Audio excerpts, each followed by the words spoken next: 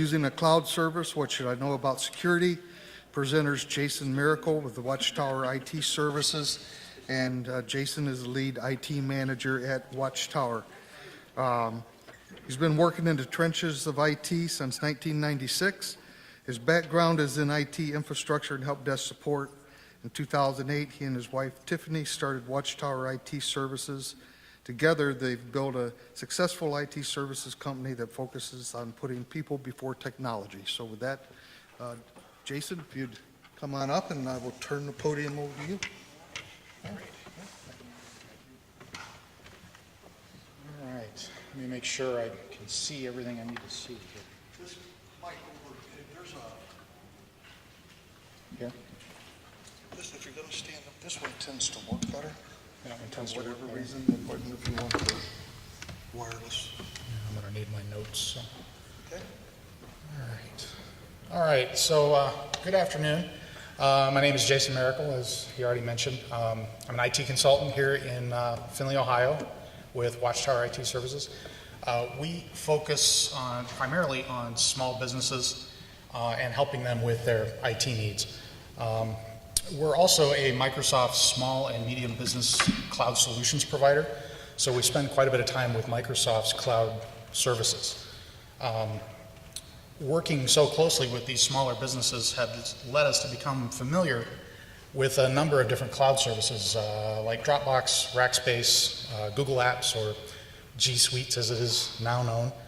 And because we work with everything from single person businesses up to much larger organizations spread out across the country, we've become familiar not just with business-oriented cloud services, but consumer-focused as well, like Spotify and Apple iCloud, Yahoo, etc. So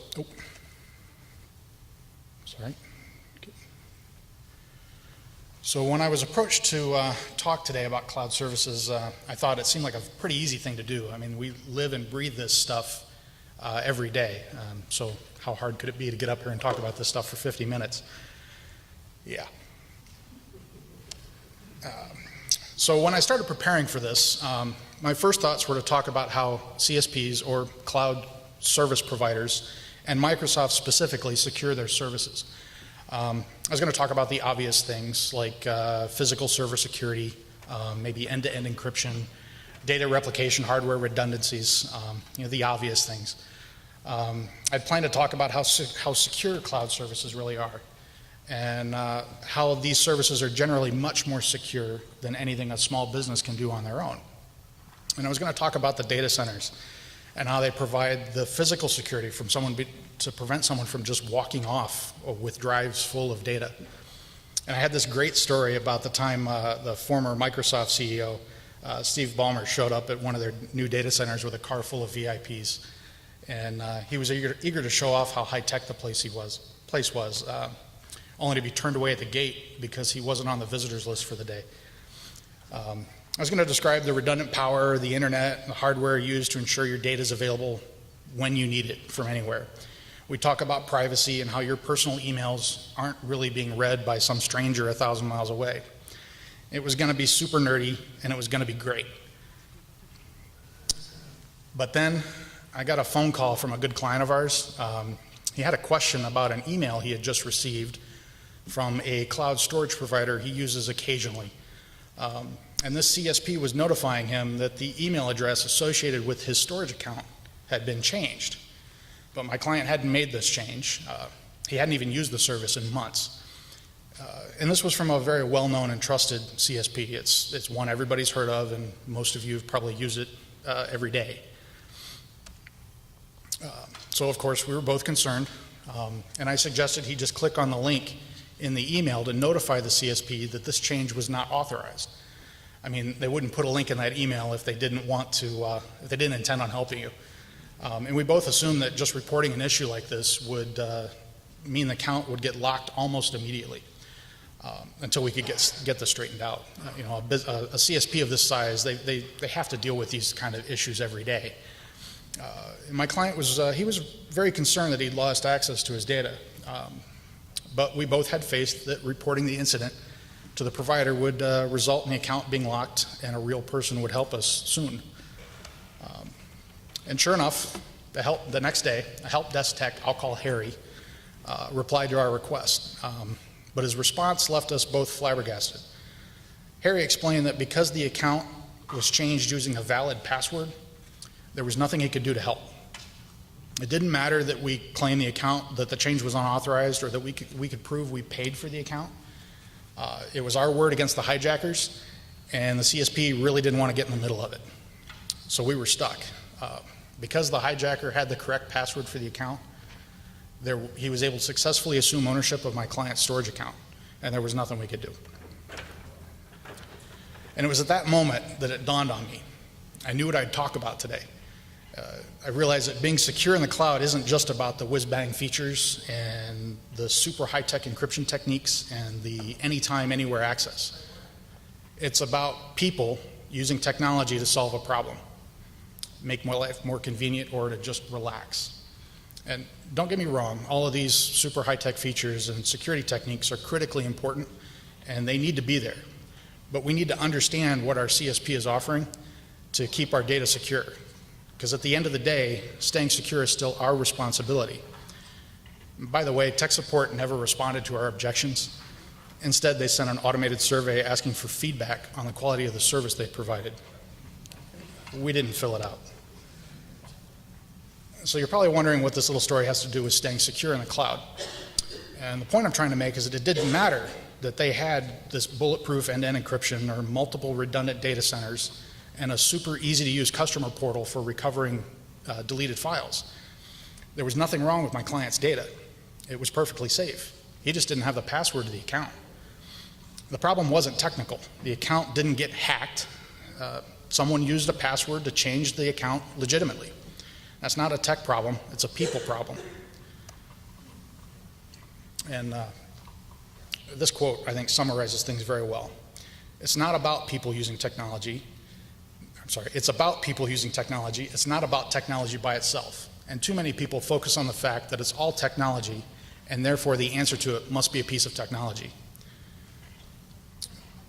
For my client, the problem didn't lie in the technology. The tech worked exactly as it was supposed to. It was exactly the way my client configured it. And there's plenty of blame to go around in this example, too. We have a business owner who didn't have a policy in place to regularly change his passwords, a CSP who really didn't care that their customer had their account hijacked, and an anonymous someone who has no problem taking something that doesn't belong to them. And none of these are technology problems. None of them are cloud security problems. They're all people problems.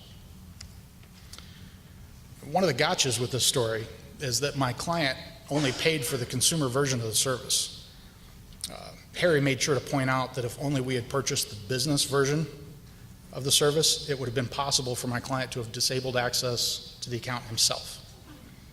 The business version of the service added other security features that could have remotely deleted files from the unauthorized person's device. Features that would have allowed us to delete the breached account completely, or features that would have restored access to the data from a different account. I bring this up because it emphasizes our personal responsibility in protecting our data when it's in the cloud. Just like there are things you know you need to do to protect your data when it lives on your PC or your smart device, like backing it up frequently, there are things we need to do to protect our data when it's in the cloud. And people often tell me that they don't trust the cloud, but they can't really articulate why. With enough prying, the answer I usually get is that I want to know where my data is. I feel better knowing that my stuff is in the same building that I am. But they never really think through what that means.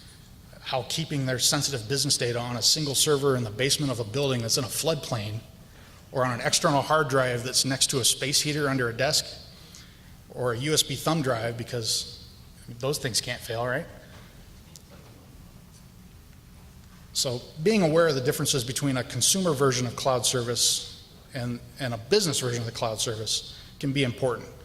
It's up to you to understand the differences and make a decision based on what's best for your needs.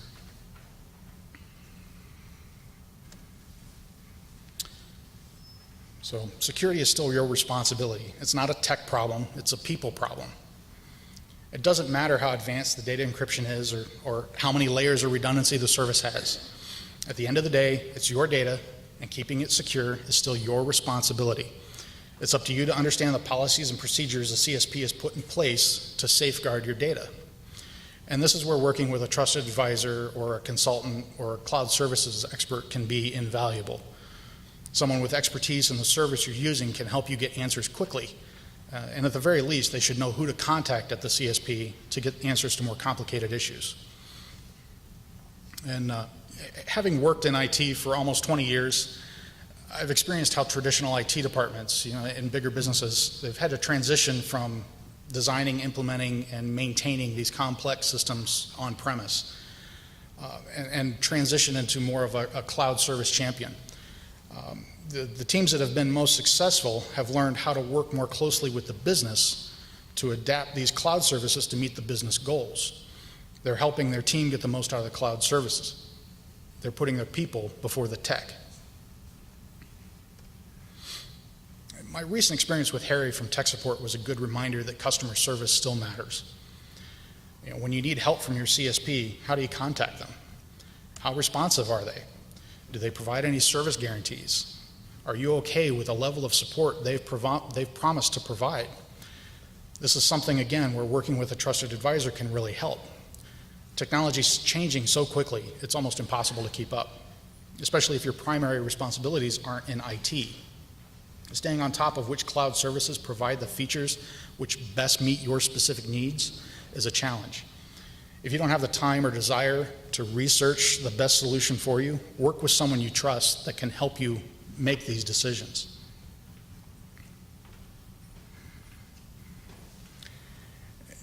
We've all heard the stories about big data breaches inside big businesses like Target, Sony, Yahoo, the US government. In virtually every instance, these companies were breached because a person leaked a password or allowed an unauthorized person access to a physical device or just stole sensitive documents. When Target was breached in 2013, someone sent an email designed to trick an employee into opening an infected attachment, just like the phishing emails they were talking about earlier. And it was designed to spread to every payment system used by the company. And sure, this took quite a bit of skill to pull off. But it all started with a person with malicious intent knowing just who to target.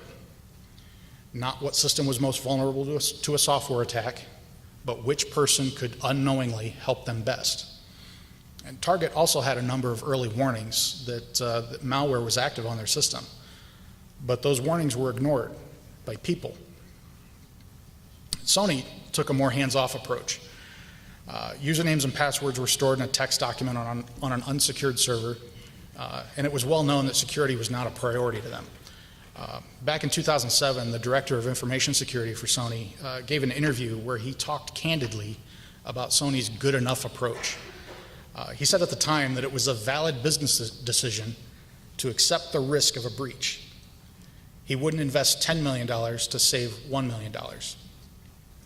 Sony's PlayStation Network hack in 2011 cost an estimated $170 million.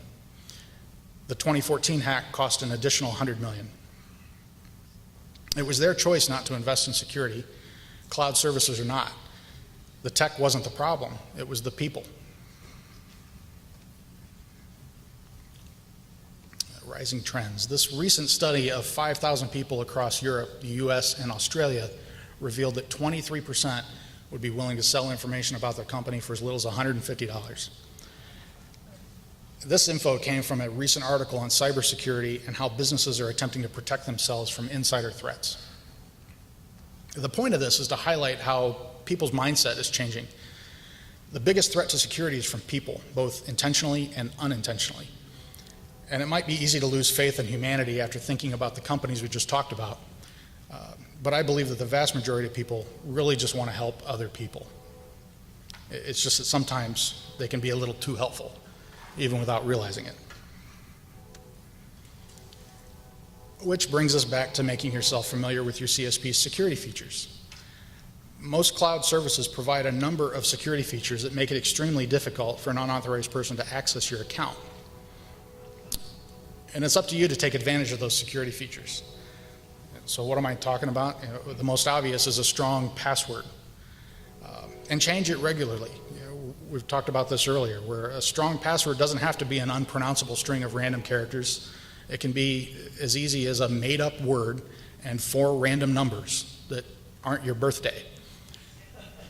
And that can be enough. And to get into a habit of changing it at least twice a year. And I know a lot of people will probably cringe at this, but we've all heard about how we should change our passwords every 60 to 90 days. But some recent studies have shown that when people are forced to change their passwords every few months, they tend to use weaker passwords. But by enforcing stronger passwords and then making them change them only once or twice a year, it actually increased overall security. And it's amazing to me the number of people who feel a simple, easy to remember password is adequate. When asked, they usually tell me it's that they don't feel their data is important enough to be stolen. It's funny how quickly they change their mind after losing any kind of data. This video clip from Jimmy Kimmel is a great example of what I'm talking about. I hope there's sound. There is no sound.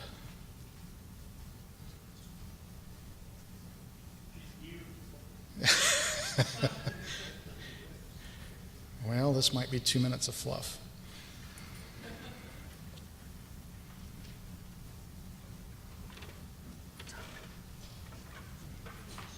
Any suggestions on sound, or we skip it?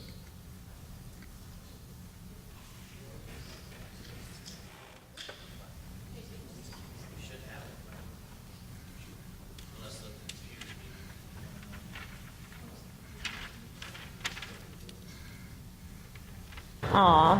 And what's her name? Her name is Jolie. Jolie. So like a password of yours would be Jolie and then a number. Yeah. Like number 1. Like my birthday, Oh, when is your birthday? June 12th, Oh, nice. And what year were you born? 95. Oh, great. So Jolie, 6/12, Nine. 95. Yes. Got it. So you mean to give my password right now? No, I cannot do that. But we all want to know what it is so we can tell you if it's strong or not. Oh my goodness. Let me think. Okay, one is Tel Aviv. Yeah. 468, and then Israel. It's only 3, but it's for me it's strong enough. Ireland, 1, 2, 3, 4. Gemma, 1, 2, 3. Spelled Gemma. Well, most of them are Italian. Oh, beautiful. Yeah. So like what's a good Italian password? my grandma's name, What's your grandma's name? Maria. Maria. So Maria is your password? Oh yeah, now you know my password. Oh yeah. So I think there's 2 things to take away from this video. One is that many people use very simple passwords and they're easy to guess. And they tend to reuse the same password everywhere. And reusing passwords across multiple services just makes it that much more likely that someone will be able to guess your password. All they have to do is get a few pieces of information about you and they can start guessing. Many times these hacks are accomplished by combining data from multiple sources. A list of email addresses from Yahoo combined with a list of names and addresses from another source combined with social security numbers and passwords from yet a third source can all be combined to provide a nearly complete profile of millions of people. So use a strong password and change it regularly. A made up word and 4 random numbers, not your birthday, is plenty. And 2, people are very trusting and maybe even a little naive when answering questions from strangers. We can see how easy it was to get all the info we would need to get those people's passwords from the video. And it's just as easy to call a business and by asking the right questions get all the info we need to do some serious damage. So bear with me through a couple more stories. This one is about an accounting firm where later one afternoon, one day, they received an email from one of their clients who's known to ask for odd favors from time to time. This time, his email asked them to cut a check to an out-of-state vendor and send it for overnight delivery the next day. And the email had a tone of urgency to it, like we've heard before, with the client stating that he was out of town and didn't have access to his checkbook, so he couldn't do it himself. This accounting firm, who just wanted to satisfy a good client, was scrambling to get the request processed in time to be emailed that day. Fortunately, they didn't quite make it. When they realized the check wouldn't be delivered until the day after, they finally picked up the phone and called the client to let him know. The only problem is the client didn't know what they were talking about. He was at home, he had taken the day off, and hadn't looked at his email all day. Someone had hijacked his email account, it was a Yahoo account, go figure, and was actively trying to con people into mailing unsigned checks. And another really good story happened to me not too long ago. We occasionally get calls from other IT service providers who support large enterprises like hotel chains or railroad companies. And they'll call us when they need someone to physically go on site and install a piece of equipment. And these requests are usually pretty easy, and we're more than happy to help wherever we can. But on this occasion, I was dispatched to a large hotel chain and asked to hot swap a server hard drive that had failed. They'd explained that the part was already on site and they just needed someone to go physically install it. It was a 15-minute job that I could do in between other service calls I had scheduled. Now, typically when I show up for a call like this, I'm asked to show some kind of ID, and the on-site staff will call into their help desk and verify that I'm expected. Except that never happened. Instead, the front desk staff were all too happy to point me in the direction of the server room and leave me to do my job in peace. They declined my offer to speak with the help desk tech I had on the phone at the time. They didn't care. But the part that really left me in shock was how no one on site was the least bit curious why I took the failed hard drive with me. Again, they didn't need to verify with their support desk that I was taking the drive with me to ship back for disposal the next day. Instead, I walked out the front door of a hotel chain with a server hard drive in hand that contains who knows what kind of data. And obviously, I wasn't going to do anything with it, but it kind of emphasizes a point that people are just trusting with this kind of stuff. They'll let you do anything without asking hardly any questions. So what can we do to keep us safe from ourselves?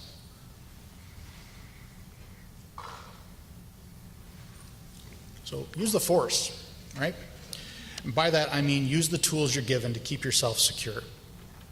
Stronger passwords, change them regularly, enable multi-factor authentication, and use single sign-on. We'll get into these a little bit. Many CSPs can provide a few different tools that you can use to secure your account. Many times these tools aren't enabled by default, and it's up to you to learn about them, configure them, and then use them consistently. Multi-factor authentication is one. This is where you're requiring your users to provide something they know, like their password, with something they have, like a smartphone. You can greatly minimize the damage done by a stolen password. Multi-factor authentication is something that big businesses have been using for years, mostly because these systems were complex and expensive to set up. But thanks to cloud services, MFA is now accessible to the smallest business and even consumers. And Microsoft has built some really great services around MFA. The personal and home subscriptions of Office 365 can be configured to send a code to a phone or to a secondary email account, and it's simple enough for anyone to use. But businesses have more options. Not only can they enable MFA for their core Office 365 services like email and cloud storage, but they can extend this to thousands of third-party apps as well, like Twitter, Facebook, or Dropbox. So MS does this with their single sign-on option. With Office 365, your account can be set up to be your primary account for almost anything. This includes your PC or third-party apps or even custom apps that a business might develop in-house. So let's take a corporate Twitter account, for example.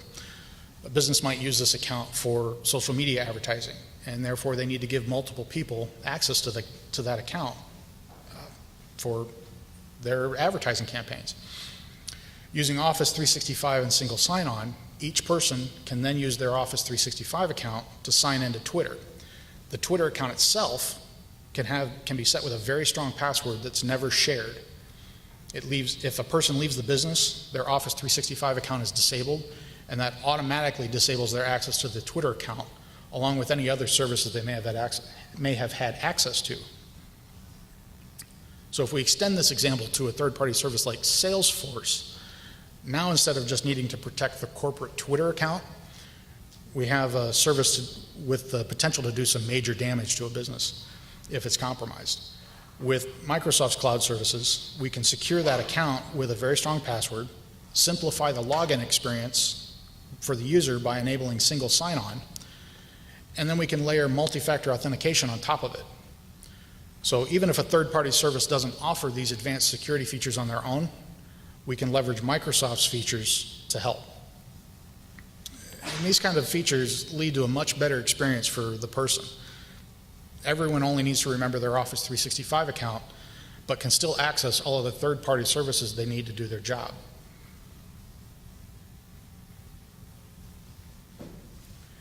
Something else we can do is just organizing our data. Organizing and classifying your data sounds incredibly boring, and it is, but it's also important when planning for security. Some data might only be accessible to certain people. Other data might be intended to be shared with the world. It needs to be classified as such. Once we understand the who, how, and whys of the types of business data we store, we can use the features provided by our CSP to enforce those classifications. And Office 365 offers a feature called data loss prevention that does just this. If a sensitive email needs to be sent to a specific person, we can set up rules that only require a person to add a keyword to the subject line to protect it. So by adding something like confidential, that tells Office 365 that the email is intended only for the recipient and that the recipient must verify their identity before the email can be viewed. So we can also apply DLP to cloud storage. For example, if the accounting department creates a spreadsheet with financial data that should only be accessed by senior execs, those permissions can be applied to the document itself. So if it's ever downloaded to a USB stick and stolen, the document will attempt to check in with Office 365 the next time it's open and verify that an authorized person is viewing it. If you can't prove you are who you say you are, the document won't open. And this check-in process can also be very handy for the people in charge of protecting the data. If a file is most frequently opened from an internet connection here in Finley, and an hour later an attempt is made to open it from Russia, that might be a clue that someone's password needs reset and their account locked. And let's not forget about mobile devices. So smartphones and mobile devices are one of the biggest factors driving the popularity of cloud services. And we all want to be able to access our stuff anytime, from anywhere, and from any device. And cloud services enable that experience. But they also add another layer of risk to an already dangerous online world. By keeping our data secure no matter where it is, it needs to be a priority. And again, many CSPs provide tools to help us manage mobile usage, but it's up to us to use them. In Microsoft's world, we have the ability to require that a mobile device meet certain requirements before it's allowed to access a specific resource. You want to check your work email from your personal phone? Sure. But first, Office 365 will verify that you have a PIN set, that device encryption is turned on, and that you're running a minimum OS version that we define. And we can apply those same requirements for every service MS offers. OneDrive, SharePoint, Yammer, CRM, they can each have their own mobile device requirements that must be met before the device can access the service. And we can even manage the data in the event the device is lost or stolen. So using the cloud doesn't automatically mean our data is more or less secure. The cloud service is just another tool. And in many ways, it's not all that different from how we used to do things when everything had to be on premise. Just like when we kept all of our data on a hard drive in a closet, security in the cloud is still our responsibilities. CSPs provide different tools to protect ourselves. And I think this picture sums it up best. There is no cloud, it's just other people's computers. So I kind of blew that pretty quick, so I'm sure there's got to be a couple of questions about cloud security and the state of Microsoft's online world. Questions? Anyone?